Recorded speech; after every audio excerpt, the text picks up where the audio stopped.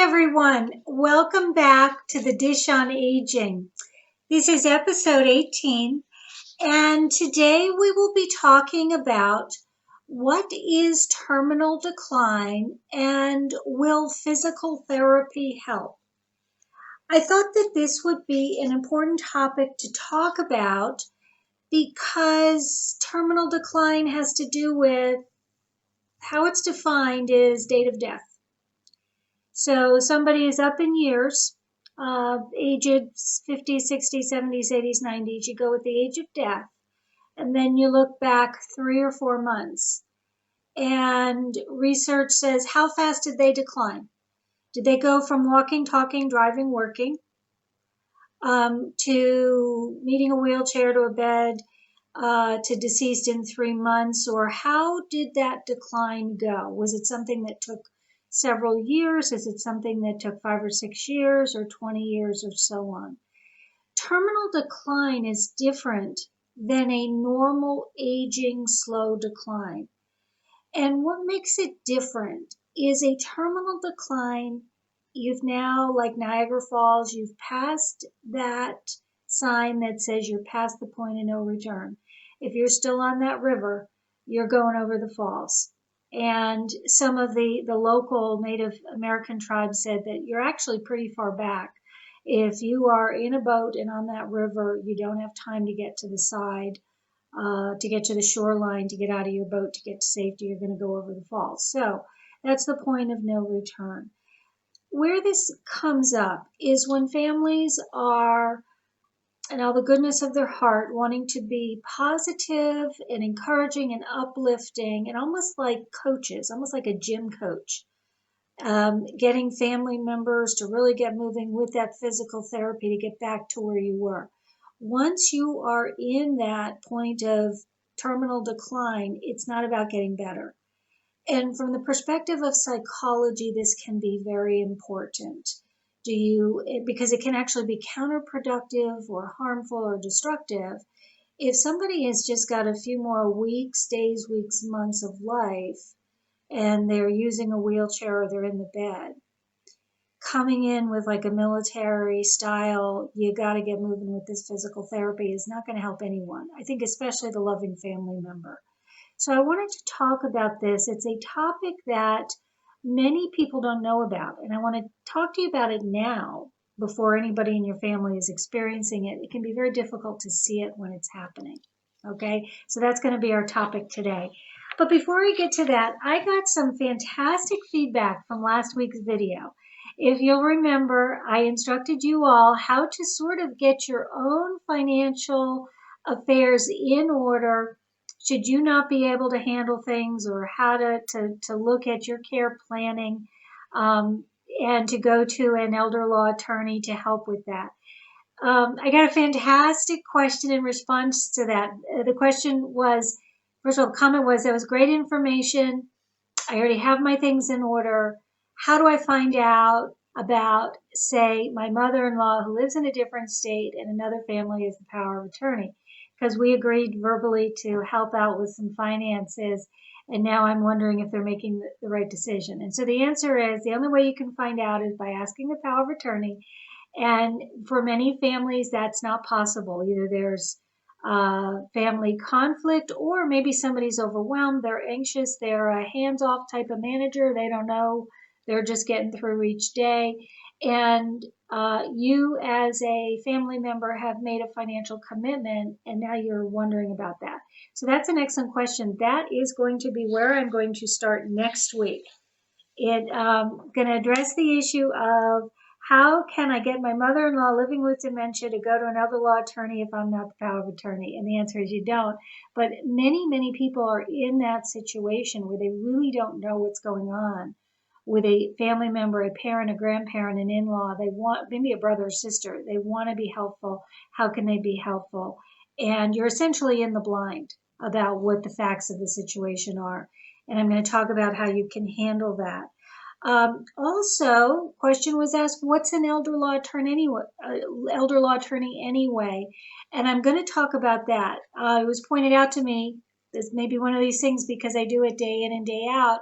I probably don't even know that I'm using words and terms that the general public may not even know what they are. And so on Mother's Day, May 9th, I will be talking about what is an elder law attorney anyway, and then also how to find one and why it's important and why it can be really worth your money to go to an elder law attorney. On May 16th, I'll be talking about, by the way, the month of May is going to be about families. It's going to be about codependency and aging. Have I created a family of monsters?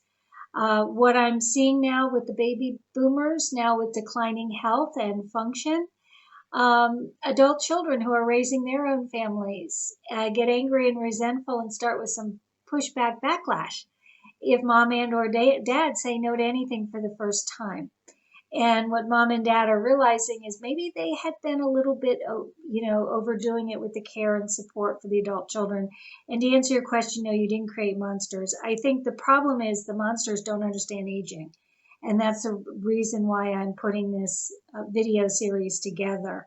And the adult children don't realize that mom and dad can't keep this care going. And they've been very blessed and lucky to have this amount of support their whole life, and now they have to learn to live without the support of mom and dad. And then on May 23rd, I'll be talking about, our family estrangement, a result of the cancer culture. And there's been a lot in the news about family estrangements, and somebody went to a Cornell expert who's been researching this, and he says family estrangements are on the rise. I think it has to do with different generations with different values. And I'll be talking about that because that's really getting to be really, really important now. And then on May 30th, episode 23, I'll be talking about, is the value conflict within my family? Is it a value conflict, meaning somebody thinks something's important? I love talking about the vegans because they're easy to talk about as an example. I enjoy vegan recipes. I understand some of you may not even realize this. For some individuals who choose to be vegan, it's actually a political movement, not just to save the animals, but to save the earth. And the theory is that most diseases will be eliminated if the entire human population goes vegan. Vegan is animal-based products only, nothing. It's not vegetarian. Vegetarian would say eggs are okay. And there's also different types of vegetarian as well. But vegan is all plant-based. And I have done, I think, a vegan diet for a day or two, and I really enjoyed it. But I'm not vegan. I enjoy vegan recipes. But the vegans are a good group to talk about in terms of family conflict. Because what do you do if you have somebody coming over for a family gathering or friend gathering, and they're upset because you're serving meat hamburgers?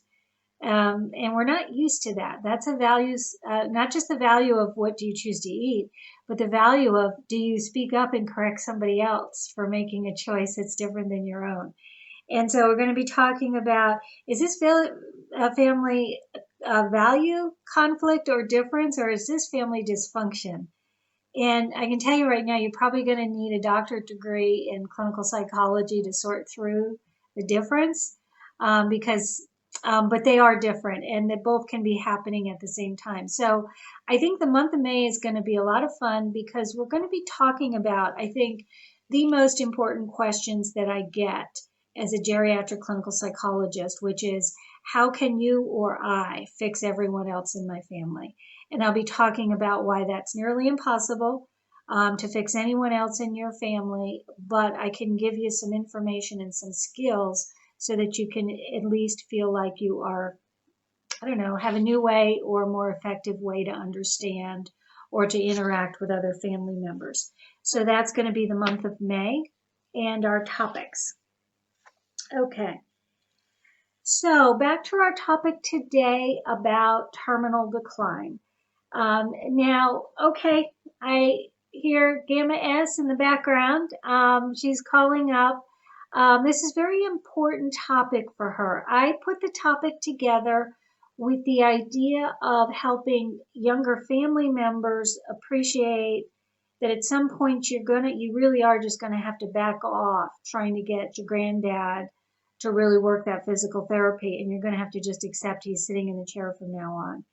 And Gamma S came at it from a different point of view. She came at it from a point of view of how to be supportive of friends and family when you can't really go into the hospital and say, get back, up on your feet quick, and here's some balloons to put a smile on your face, and I'll see you at the gym next month.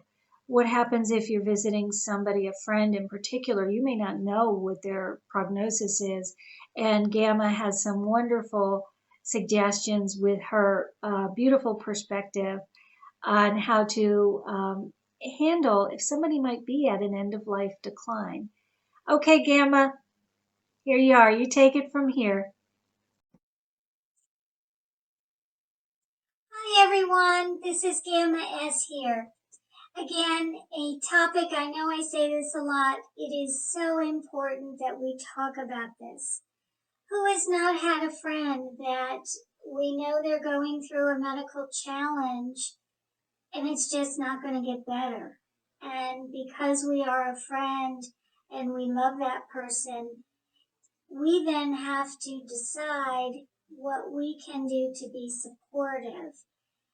And I want to share with you what I have learned because my friends have taught this to me as they have gone through difficult challenges in life. And my friends who have passed away from cancer or other medical conditions were able to tell me what they found helpful in those last few weeks and months when they were maybe at home or in the hospital. So, what it's about is people have said just being supportive, just being there. You don't have to do anything. It is so much easier when we've got a friend who just maybe they fell, broke an arm or a leg, and maybe both, and they're in the hospital. We can go in and say, get well soon. When you getting out of here? As soon as you get out of here, it'll all get better. It's a different story when somebody is facing a much more serious condition and they may or may not get better, and we may or may not know that, and they may or may not know that. What helps is being positive and upbeat. That's why the picture here has a picture of a sun. Also, I included my dog in this picture. Oftentimes people will ask me how my dog is, so I always have a dog story from that day. And also, other topics can be if the person is a sports fan, the kind of the trivial things about how the Phillies aren't doing so well, so hopefully, I think they won last night though, so that's good. Talk about sports, keep the topics light, and that can be so helpful. Don't underestimate how helpful you can be going in to provide support. Also, sometimes you can be supportive to the family if you are able to offer rides, maybe to offer to go get a sandwich, maybe to offer to go take them to lunch and then bring them back to the nursing home or the hospital. If you have a friend who is at home and they have family caregivers, maybe you can arrange, certainly always call before stopping by and let the family know I'm going to drop by for a couple hours. That might be a good time for you to get out, to go have coffee with a friend or maybe to do some shopping. That can be tremendously helpful. So never underestimate what you can do to be supportive. Also, look around, see what other people are doing that appears to be helping, and think back to times in your life when you were going through a struggle. What is it that other people did that you found helpful? And then try to repeat that. Okay, thank you. Be well, and I'll see you next week. Thanks again to Gamma S on that wonderful insight on how to handle, again, if we have a friend or family member who is declining. Now I'm going to bring up let's see if I can pull it up here. I'll be looking at it as you are looking at it in the screen.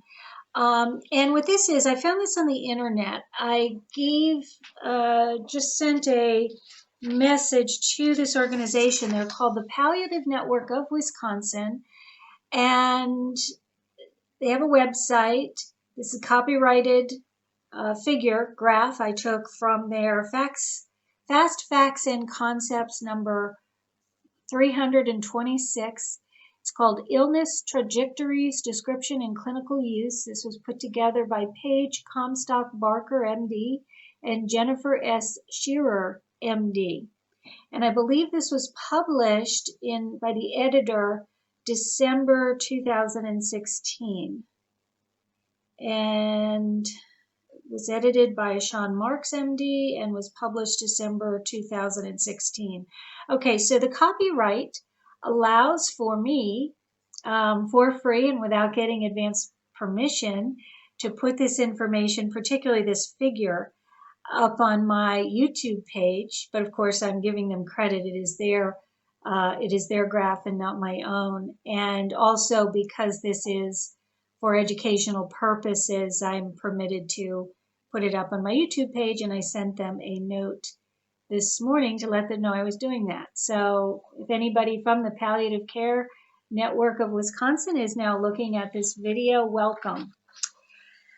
Okay, so where to start here? Okay, this picture. Let me show you what this picture is. Look to the right of the picture, look to the word death, and you see the word time. This is a graph. Along the bottom is time. Along the left, up and down arm of the graph, that's function or level of function. You see the words low, that's going to be somebody who's bedbound. You see the word high. Let's think of somebody with a high level of functioning, somebody who's walking, talking, driving, and probably even still working. And somebody down low, they're probably in bed. So let's look to the bottom right hand with the red arrow with the word death. So that point in time is the point of death. Then we're going to look back about 3 months. There are 4 different colors.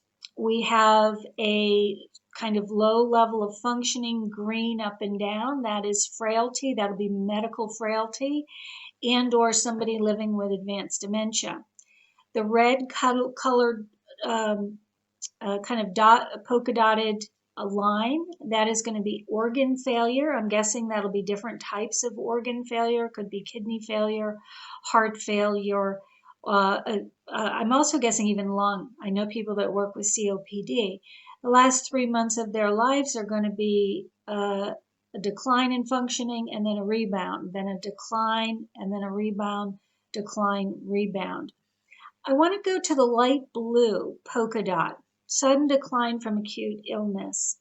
I attended a funeral last year from somebody who experienced this. You say to yourself, it's going at a right angle. You're at a high level of functioning, right angle down, and then over to death. Let me tell you those who fall into this category. A friend of mine, her dad, he was about age 80, got up on, I don't know if it was a weekend, just whatever day of the week it was going to the department store, felt absolutely fine. Drove himself, walks without a walker. You know how you go into the store and they're taking a video of everyone, and it was a blessing. He was caught on video because he fell out.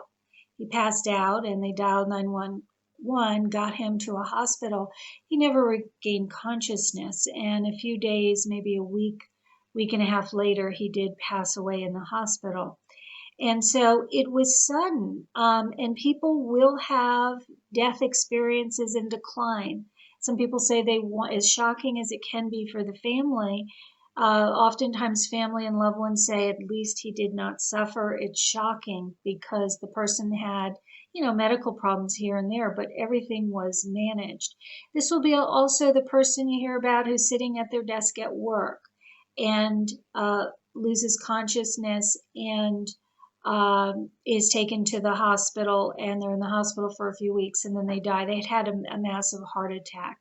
So that is the person who's going about their life, very high functioning, never experienced decline, never had to use a walker or wheelchair.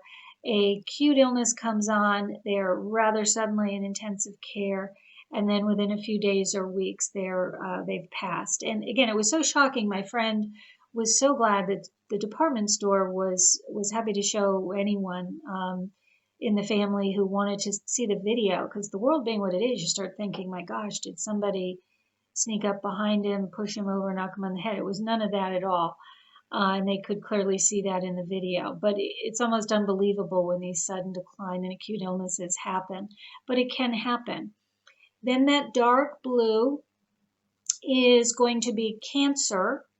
And usually many of us know, or we've been through our own cancer, where many people nowadays, depending on the cancer, but they're probably going through cancer treatment, still going to work.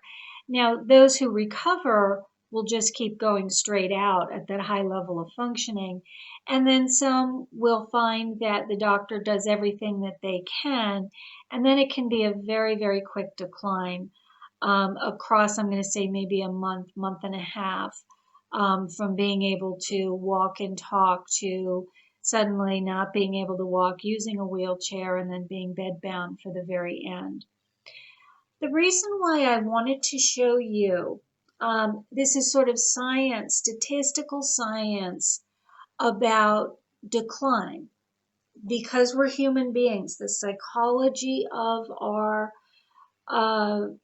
being human beings. If we're used to our grandmother sort of going up and down, look at the middle organ failure, then even though she's slowly declining as time is going by, we have to be careful to accept it's still a general decline, rather than trying to think, oh my gosh, we're going to work really hard and get that person back up to where they were 3 months ago. And also with the frailty, the dementia, I think that families do. Dementia and frailty can go on for a couple of years. And that's why it can be a strain for family members providing the care at home.